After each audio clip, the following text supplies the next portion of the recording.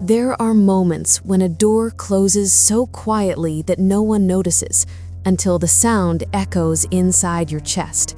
This story begins with one of those moments, not with shouting, not with violence, but with silence sharp enough to cut. Long before the land dried and the animals were sold, an old woman lived on a small farm in California. She had spent her life waking before the sun, hands in the soil, back bent beside her husband. Together they built something real: acres of corn, animals that knew her voice, a home that carried their years inside its walls. Then her husband died, and the world shrank. Her knees ached. Each step took effort. The fields grew quiet, and slowly, without asking, her daughter and son-in-law moved in. At first, it felt like help. Families should stay together, she believed. Families should protect. But something had changed. Her daughter no longer spoke with warmth. Her patience thinned. Her eyes avoided her mother's face. The son-in-law slept late, avoided work, complained about hunger while doing nothing to earn food. Still, the old woman tried. She cooked, she cleaned, she worked until her hands shook, because that's what love looks like when you're afraid of being alone. Every day felt heavier than the last, and every night the house felt colder. One evening, pain kept her awake. From her small room, she heard whispers slipping through the dark, careful voices, urgent voices. "If we continue like this, we'll starve," the man said. A pause, then her daughter's voice, flat, decided. "Mother must leave. We need this house." The words didn't scream, they landed. The old woman lay still, staring at the ceiling, listening to her own breath. She didn't cry, not yet. Some wounds take time to bleed. Morning came too fast. When she opened the door, she saw her life scattered across the dirt. Clothes, blankets, shoes she had worn for years, thrown outside like trash.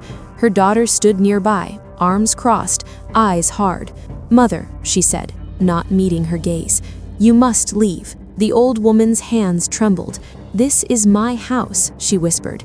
The door closed. No argument, no explanation, just wood against wood. She sat on the step as the sun moved across the sky. Neighbors passed without stopping. Shame kept her silent.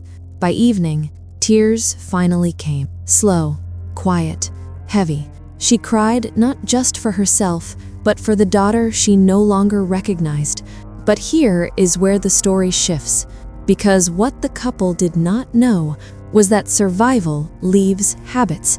Years earlier, when her husband was alive, they had saved small amounts of money, coin by coin, season by season. They trusted no bank. Instead, they hid it in a stone box near the old corral, a place only the two of them knew. That night, under the cover of darkness, the old woman walked slowly toward the corral. Each step hurt, each breath burned. She moved the stones, opened the box, and there it was, her second chance. She didn't look back at the house. By morning, she was gone. She walked until her legs nearly gave out, reaching the next village by pure will. A farming family recognized her. They offered food, warm tea, a small room for the night. No questions, just kindness. Sometimes that's all it takes to keep someone alive. The next day, she asked a question that would change everything. "Is there land for sale?" There was. With her savings, she bought a modest piece of land. Neighbors helped her build a simple wooden house, strong, honest, hers. She planted corn again, kept chickens. The days were long, but peaceful. For the first time in years, she slept without fear. A young boy from nearby often helped her with chores. He never asked for much, only listened, worked, respected her.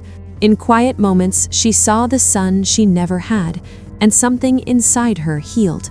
Meanwhile, miles away, her daughter and son-in-law were falling apart. Without her labor, the house decayed. Weeds swallowed the yard. Arguments filled the rooms. Hunger returned. They still believed the old woman had nothing, that she would crawl back. One day, desperate for work, the son-in-law walked far from home. He reached a beautiful farm, fresh fields, a strong house. He knocked. The door opened, and his breath caught. "You," he said. "Yes," the old woman replied calmly. He begged for work, said he had no money, no food. She agreed, with one condition. "You will not tell my daughter this farm is mine," he promised. Every day he worked harder than he ever had. She treated him fairly, never with cruelty. Only once did she ask, "How is my daughter?" "She is fine," he said, even when she wasn't. One morning, the daughter followed him. What she saw shocked her. The land, the house, the life. She stormed inside and found her mother. "You had all this while I suffered?" she shouted. "When you finish shouting," the old woman said quietly, "speak to me." The daughter demanded everything: money, the house, justice. The old woman handed her a few coins, closed the door, and ended the conversation forever. The couple wasted the money, sold their old home, waited for an inheritance that would never come, because the old woman had already decided. She wrote a will. The farm would go to the boy who helped her when she had no one. Her daughter would receive nothing. When the old woman passed, the village buried her with respect. When the daughter came to claim the land, the truth was revealed. The farm belonged to someone else. Ashamed, the couple left. No one saw them again. So remember this: walking away is not weakness.